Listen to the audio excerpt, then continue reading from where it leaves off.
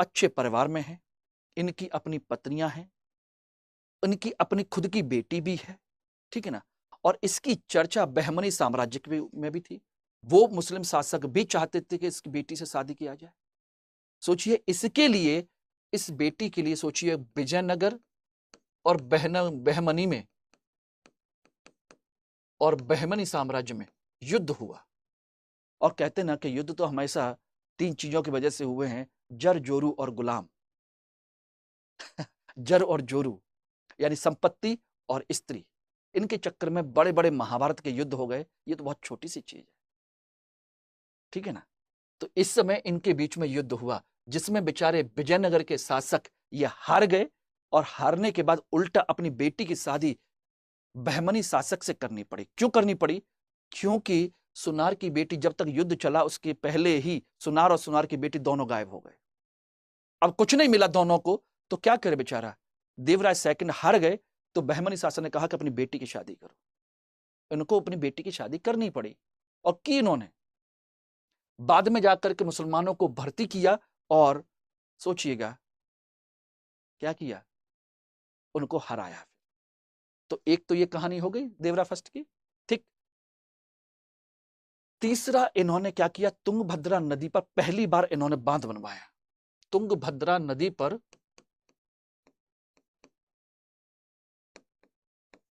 बांध बनवाया। उस बांध का नाम है हरिद्रा बांध। हरिद्रा बांध इसका नाम है, ध्यान रखना। हरिद्रा बांध का निर्माण करवाया। और सोचिए इसका उपयोग किस लिए था? सिंचाई के लिए। और सोचिए कि जब इस बांध से सिंचाई जब की गई, तो सोचिए वहां इतनी ज्यादा पैदावार हुई कि उससे राजा को बहुत सारी एक्स्ट्रा इनकम हुई, भू राजस्व बहुत अधिक मिला, क्योंकि पैदावार ज्यादा हुई, ठीक है ना। और ये बहुत बड़े विद्वानों का संरक्षक भी था। इसके दरबार में एक विद्वान रहते थे जिनका नाम है श्रीनाथ। श्रीनाथ, और इन्होंने अपनी पुस्तक लिखी थी, श्रीनाथ ने, हर विलासम। कौन सी पुस्तक है? हर विलासम। इसको नोट कर लीजिएगा। तो क्वेश्चन पूछा जाता है कि जो श्रीनाथ एक विद्वान हैं, वो किसके दरबार में रहते हैं? देवराय फर्स्ट के, ठीक है ना। इनकी पुस्तक का नाम क्या है? हर विलासम। इतने पॉइंट आप लोग याद रख लीजिएगा। क्लियर है? तो इनके दरबार में कौन आया था? निकोलो कॉन्टी, इटली का यात्री। क्लियर हो गया? इसके बाद देखेंगे तो दूसरा है आपका देवराय सेकंड। इसके बाद इनका दूसरा शासक बना देवराय सेकंड, ठीक है ना। इसके दरबार में आया अरबी यात्री अब्दुल रज्जाक।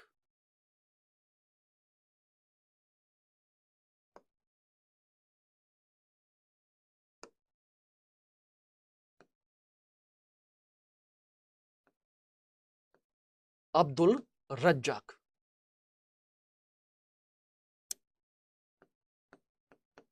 ये इसके दरबार में आया था, ठीक है ना। इसने इसकी बहुत सारी जानकारी दी है। इसकी उपाधियां हैं इम्माडी देवराय, इसी को प्रौढ़ देवराय भी कहते हैं, और इसी को हम गजबेटकर भी कहते हैं। गजबेटकर यानी कि हाथियों का शिकार करने वाला, इसको कहा जाता है। क्या कहा जाता है? हाथियों का शिकार करने वाला, ठीक है ना। इसने क्या क्या किया? इसने अपनी सेना में मुस्लिम भर्ती तो किए ही किए, पहले की तरह वो तो किए ही किए। इन मुसलमानों के लिए मस्जिद का निर्माण करने का, मस्जिद निर्माण का अधिकार दे दिया। बोले कि आप अपनी मस्जिद का निर्माण कर सकते हैं। भाई सेना में भर्ती किया है तो मस्जिद का निर्माण भी करने को दे दिया, ठीक है ना। ये इसके समय में हुआ। इसके समय की एक इंपॉर्टेंट चीज और भी है, वो ये है कि यह स्वयं एक बहुत बड़ा विद्वान है। स्वयं एक विद्वान है, और इसने 2 किताबें लिखी थी, 2 पुस्तकें लिखी हैं। कौन कौन सी? देख लीजिए, ध्यान रखिएगा। एक है पुस्तक महानाटक सुधानिधि और दूसरी है ब्रह्म सूत्र पर टीका।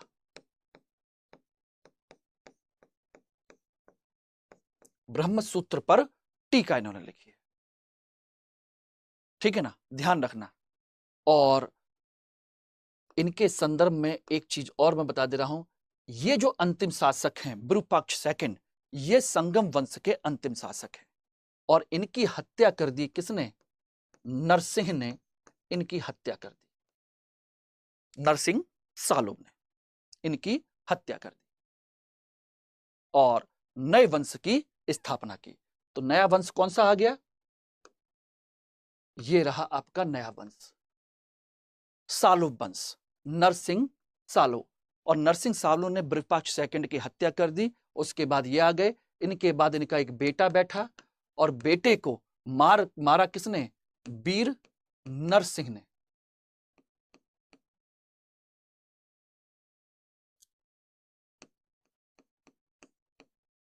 वीर नरसिंह ने मार दिया, ध्यान रखना। और जब एक शासक दूसरे शासक को मार देता है तो उसे कहते हैं बलापहार। इसीलिए ध्यान रखना, नरसिंह सालू जो हैं ये है प्रथम बलापहार। प्रथम बलापहार यानी कि बल के माध्यम से सत्ता को खींचने वाला, ठीक है। और वीर नरसिंह कौन है? ये है आपके द्वितीय बलापहार, द्वितीय बलापहार, ये सेकंड है, ठीक है ना। तो इन्होंने किस वंश की स्थापना की? तुलुप वंश की। ये है आपके वीर नरसिंह द्वितीय बलापहार, ये रहे। इनकी कोई विशेष वो नहीं है, अचीवमेंट्स नहीं है, बस इन्होंने नए वंश की स्थापना की। असली अचीवमेंट है इनके बाद इनका जो भाई शासक बना, वो है आपका सबसे महत्वपूर्ण, कृष्णदेव राय। कौन? कृष्णदेव राय, इस वंश का दूसरा कहा जाए कि महान शासक, समझ लीजिए कृष्णदेव राय। जितना कहा जाए उतना कम। फोटो में भी देख सकते हैं किस तरह का स्ट्रक्चर है, किस तरह का चीजें हैं उनकी, ठीक है ना। बाकी इनकी जो कला संस्कृति की चीजें हैं वो तो हम डिस्कस करेंगे अलग से ही, लेकिन इनके बारे में समझ लीजिए कि कृष्णदेव राय के बारे में जानकारी जो दी है, इनके दरबार में आया था, दो लोग आए थे, ठीक है ना। एक आया था बारबोसा और एक आया था डोमिंगो पायस। दोनों विदेशी यात्री हैं, डोमिंगो पायस। ये दो विदेशी यात्री इसके दरबार में आए थे जिन्होंने इनके बारे में चर्चा की, ठीक है ना। इसकी चर्चा और किसने की है? बाबर ने अपनी बाबरनामा में,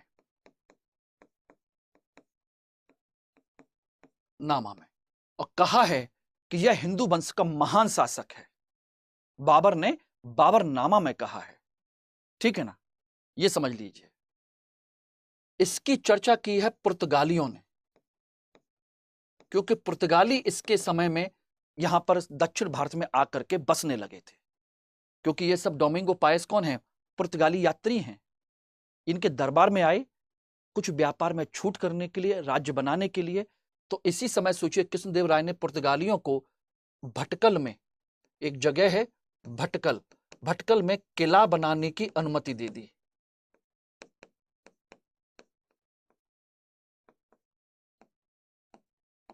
क्या दे दी? किला बनाने की अनुमति दे दी इनको भटकल में, ठीक है ना। तो पुर्तगालियों में ये आए थे और इन्होंने उनको मौका दिया। अब बात आती है कि ये ऐसा क्यों किया। देखिए, दो कारण थे। एक तो कृष्णदेव राय चाहते थे कि हमारा जो उत्पादन होता है, वस्तुएं पैदा होती हैं, उनको हम पुर्तगालियों को बेचें, पुर्तगाली लेके चले जाएं। एक तो फायदा ये है। दूसरा, पुर्तगालियों के माध्यम से सोचिएगा इनको क्या मिलता है, वहां से अरबी घोड़े ला करके देते हैं पुर्तगाली लोग, उससे इनको सेना के लिए अच्छे घोड़े मिलते हैं। तीसरा, एक चीज और समझ लीजिए, कृष्णदेव राय के समय में ही पुर्तगालियों ने दक्षिण भारत में बारूद ला करके चलाया था। तो बारूद ला करके भी दिया था, बारूद चलाया भी था। सोच लीजिएगा, यानी बाबर से पहले ही भारत में बारूद के बारे में जानकारी किसको थी? कृष्णदेव राय को। लेकिन प्रॉपर तरीके से युद्ध में बारूद का इस्तेमाल किसने किया था? बाबर ने। लेकिन भारत में पहला पहुंचाया किसने? पुर्तगालियों ने, कृष्णदेव राय के समय में। ध्यान रखना, ठीक है ना। इन्होंने, सोचिए कि उस समय के लगभग बहमनी शासक को हराया। महान ऐसे ही नहीं कहा गया, महान इसलिए कहा गया कि इन्होंने बहमनी को हराया, ठीक है ना, मदुरई को हराया और विलय कर लिया, ठीक है ना। और किसको हराया? तेलंगाना का क्षेत्र जीता, आंध्र प्रदेश वाला तेलंगाना को जीता। गजपति शासक है महाप्रताप रुद्रदेव, उनको हराया। इन सब को उसने हराया और साम्राज्य की विस्तार किया, एक बड़ा साम्राज्य बनाया इन सब को हरा करके, ठीक है ना। और इन्होंने उपाधि कौन कौन सी ली वो नोट कर लीजिए। उपाधि है इनकी यवन राज स्थापनाचार्य।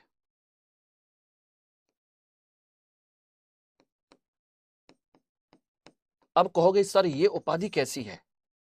यवन, ध्यान रखना, यवन कहा जाता है हमारे यहां भारतीय संस्कृति में मुसलमानों को या बाहर के लोगों को यवन कहते हैं। यवन राज स्थापनाचार्य। एक्चुअली में हुआ क्या था कि बहमनी साम्राज्य 5 राज्यों में टूट गया था, मैंने अभी आपको बताया भी था, ठीक है ना। 5 राज्यों में टूट गया था। तो ऐसी स्थिति में हुआ क्या कि जो असली शासक था बहमनी का, उसको इन शासकों में से एक ने अपने दरबार में बंदी बना लिया था, बंदी बना के रख लिया था। इसीलिए इन्होंने क्या किया, कृष्णदेव राय ने, उन्होंने उस राज्य पर आक्रमण किया, उसको हराया और बहमनी शासक का जो युवराज है, जो राजा है वास्तव में, उसको हटा करके उसको अपना साम्राज्य वापस दिया। इसलिए कहा जाता है यवन राज स्थापनाचार्य, यानी कि बहमनी शासक को मुक्त कराया और उसको उसका साम्राज्य वापस किया। सोचिएगा, इसलिए यवन राज स्थापनाचार्य कहा जाता है। और दूसरी उपाधि क्या है? दूसरी उपाधि है अभिनव भोज। अभिनव भोज की उपाधि ली इन्होंने। तीसरी उपाधि है आंध्र पितामह, यानी आंध्र का पितामह, यानी कि पितामह कहा जाता है, यानी कि दादा आंध्र क्षेत्र का, ठीक है ना, ये इसको कहा जाता है। और क्या किया है कृष्णदेव राय ने? ध्यान रखिएगा, कृष्णदेव राय ने और भी कई सारे काम किए हैं। कृष्णदेव राय ने देखिए कई सारे मंदिर बनवाए। विट्ठल स्वामी मंदिर है,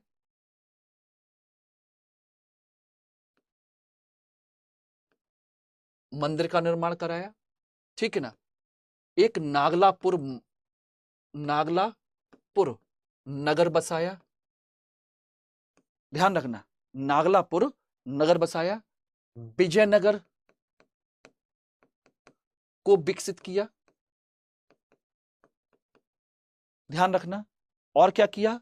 गोपुरम मंदिर का निर्माण किया, गोपुरम मंदिर का निर्माण किया। ये सब उसने किए हैं, ठीक है ना, ध्यान रखना। और इसने क्या किया? अपने दरबार में 8 तेलुगु भाषा के विद्वानों को संरक्षण दिया, 8 तेलुगु विद्वान, और उनको कहा जाता है अष्ट दिग्गज। जैसे अकबर ने अपने दरबार में क्या किया था? अकबर ने 9 रत्न रखे थे, इसने 8 विद्वान रखे थे तेलुगु भाषा के।